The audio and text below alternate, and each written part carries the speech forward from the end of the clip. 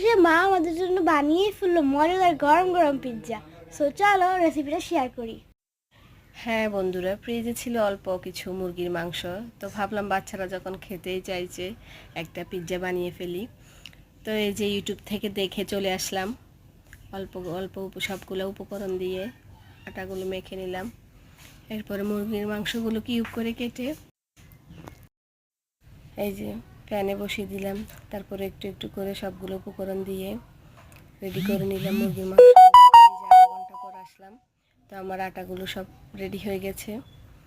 এই যে দেখতে কিন্তু খুবই সুন্দর লাগতেছে।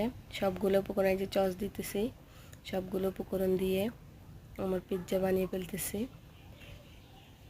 তো মোটামুটি তেমন কোনো কিছু লাগতেছে না, আমরা ঘরোয়া পদ্ধতিতে এগুলো বানাইতেছি। এই যে চিজ দিতেছি, এটা কিন্তু আমার ঘরে রেডি করা চিজ।